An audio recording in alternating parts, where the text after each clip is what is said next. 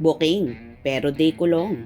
Kim Pao Fanay, naloka sa magkaibang sagot ni na Kim at Paulo.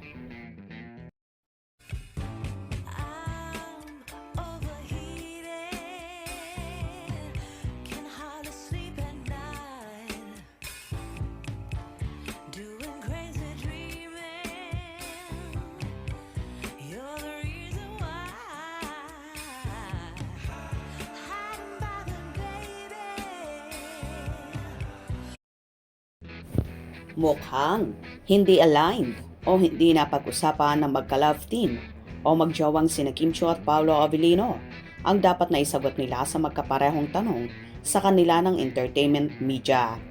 Hayun, tila nabuko tuloy sila sa magkahiwalay na interview sa kanila sa media ko ng kanilang serye. Naitanong kasi kung ano ang ginawa nila noong Valentine's Day. Sabi ni Kim, matraffic, maraming tao at saka niya isinunod na nagrunning lang. Pero sumagot si Pao na, the week before.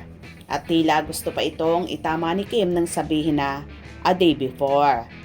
Bumawi naman si Paulo nang sabihin na, siguro sa Kim Pao World Tour na lang, utang muna. So hayun nga, ilan tuloy sa mga comment na interviewing yon ay major fail. Ano ba talaga? Choose the correct answer. Si Pao talaga halatang halata na hindi marunong mag-alibay sa reaction mo. Siya mapapansin mo kung nagsisinungalin hehehehe. Di niya talaga kayang lusutan. Ha ha ha ha. Inutang na lang niya. Final verdict. Guilty beyond reasonable doubt. Pero in fairness, kahit booking dahil sa magkaibang sagot, ay hindi ito binigyan ng negative reaction ng mga kanilang fans. Parang nakyutan pa nga ang mga fanay, lalo na kay Paulo. Man, kung meron ba kayong... Traffic noon, madaming tao.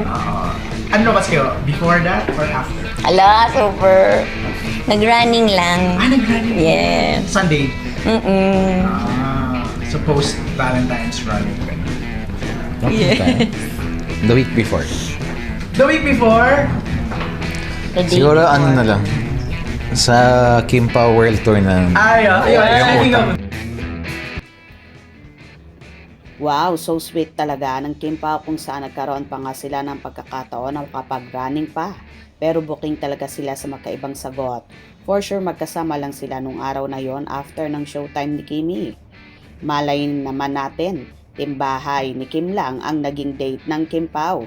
Dahil sabi nga ni Kimi pagdating niya ng bahay, nandun na yung mga bulaklak. Malay natin, personal na ngang siya ang nagdala nung sa bahay ng dalaga at doon na sila nag-celebrate ng Valentine's Day. Siyempre, hindi nila aaminin yun. Diba? Opinion ko lang yun ha.